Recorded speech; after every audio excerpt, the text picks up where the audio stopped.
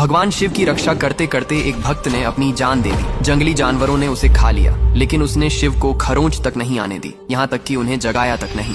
कहानी है घने जंगलों के बीच रहने वाले एक भीड़ आहुक की। उसकी पत्नी भी उतनी ही धर्मपरायण और अतिथि सेवा में विश्वास रखने वाली थी। दोनों पति पत्नी गरीब थे, लेकिन उनके घर से कभी कोई अतिथि खाली हाथ नहीं लौटता था। वे मानते थे कि अतिथि के रूप में स्वयं भगवान आते हैं। एक दिन भगवान शिव ने उनकी भक्ति की परीक्षा लेने का निश्चय किया। वे एक साधु योगी का रूप धारण करके उनके घर पहुंचे। उस रूप में वे यतिनाथ कहलाए। रात का समय था, जंगल में हिंसक जानवरों का डर था। यतिनाथ ने आहुक से कहा कि उन्हें रात भर ठहरने के लिए स्थान चाहिए। आहुक का घर बहुत छोटा था, जिसमें मुश्किल से 2 लोग सो सकते थे। फिर भी उसने बिना सोचे समझे अतिथि को घर के अंदर सुला दिया और स्वयं बाहर पहरा देने लगा, ताकि अतिथि को कोई कष्ट न हो। उसकी पत्नी ने भी यही कहा कि अतिथि की सेवा सबसे बड़ा धर्म है। रात गहरी हुई, तभी जंगल से एक भयानक जंगली पशु आया और बाहर बैठे आहुक पर हमला कर दिया। अतिथि की रक्षा करते करते आहुक ने अपनी जान दे दी, लेकिन उसने अतिथि को जगाया तक नहीं। सुबह जब उसकी पत्नी ने यह देखा तो वह रोने लगी, लेकिन उसने भगवान को दोष नहीं दिया। उसी क्षण यतिनाथ अपने असली रूप में प्रकट हुए।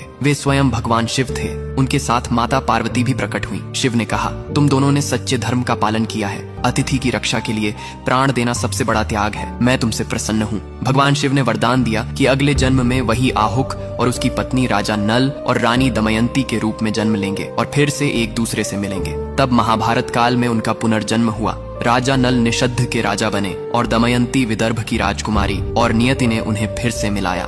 महाभारत में जब पांडव वनवास में थे, तब ऋषि बृहदश्व ने युधिष्ठिर को नल दमयंती की कथा सुनाई थी, ताकि वे समझ सकें कि कठिन समय धर्म और धैर्य से ही पार होता है। महादेव भक्त भक्ति भाव से लिखो। हर हर महादेव।